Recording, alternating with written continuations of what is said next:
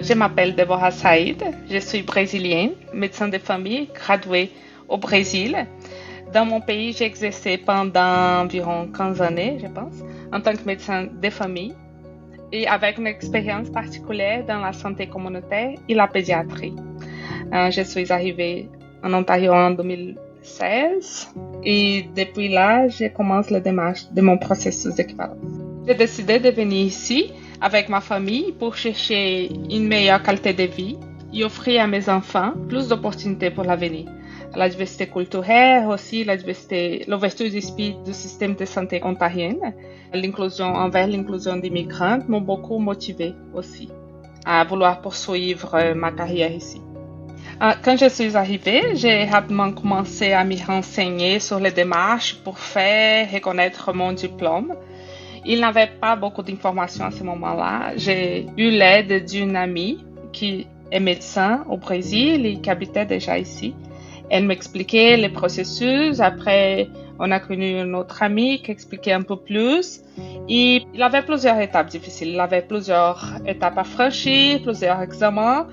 Et ça me demandait beaucoup de patience, de la résilience, mais surtout de l'organisation. Mais j'ai trouvé difficile au début. Maintenant, non, je comprends plus, je suis au fond de mon processus, alors c'est plus facile maintenant. Au début, je n'avais pas de connaissances, de ressources, mais après, j'ai connu deux organismes.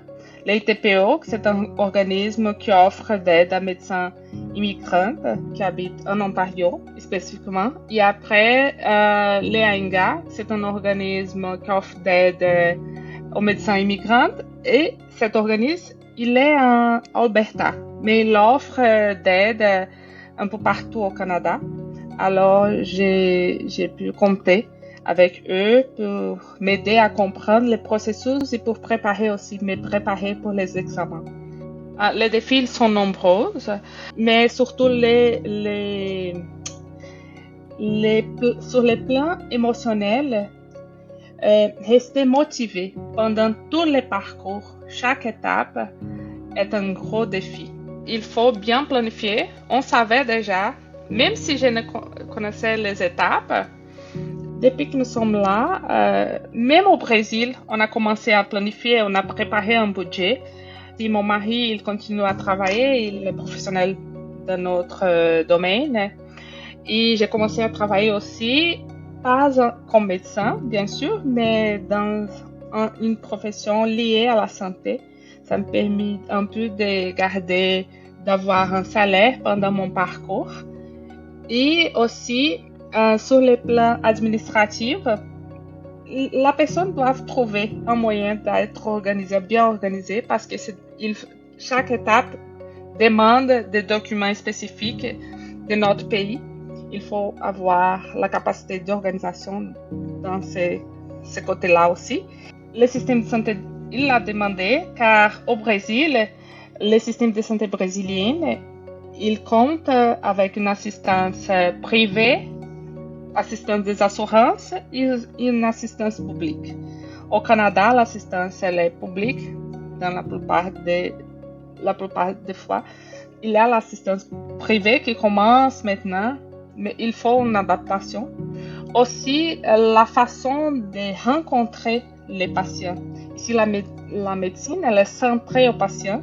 Au Brésil, ça commence maintenant sa façon de voir les patients.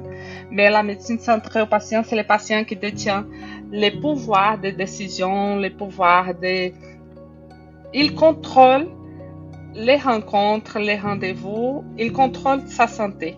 Maintenant, je comprends, c'est une bonne façon de travailler. Je pense que c'est la meilleure façon parce qu'on travaille tous ensemble. Mais au début, il a fallu une adaptation. Je suis encore en chemin pour atteindre mon objectif final, mais je vois déjà à quel point chaque étape m'a permis de grandir, autant sur le plan professionnel et personnel. Je travaille dans le domaine de santé, pas comme un médecin, mais je travaille dans le domaine de santé. Je suis capable de voir que les médecins, ils sont très ouverts aux collègues immigrants. Et pas seulement les médecins, mais tous les professionnels de la santé sont très ouverts. Ils sont très respectueux aussi. Ils respectent notre parcours parce qu'ils savent que nous sommes comme des combattants. Il y a plusieurs étapes à franchir. Ils disent, oh, vous êtes courageuse d'être ici, bravo. Donc, je suis capable de voir que ça vaut la peine. Les conseils que je donnerais aux médecins formés à l'étranger, c'est de ne jamais perdre de vue pourquoi vous avez choisi cette profession, être médecin, et pourquoi vous avez choisi d'habiter en Ontario. Il y aura des obstacles, mais chaque petit pas nous approche de notre rêve. Il faut être entouré de bonnes personnes, des personnes qui vont vous donner le soutien. Et surtout, soyez bienveillants envers vous-même. Et parce que la personne a déjà quitté le pays, il faut être bienveillant envers elle-même.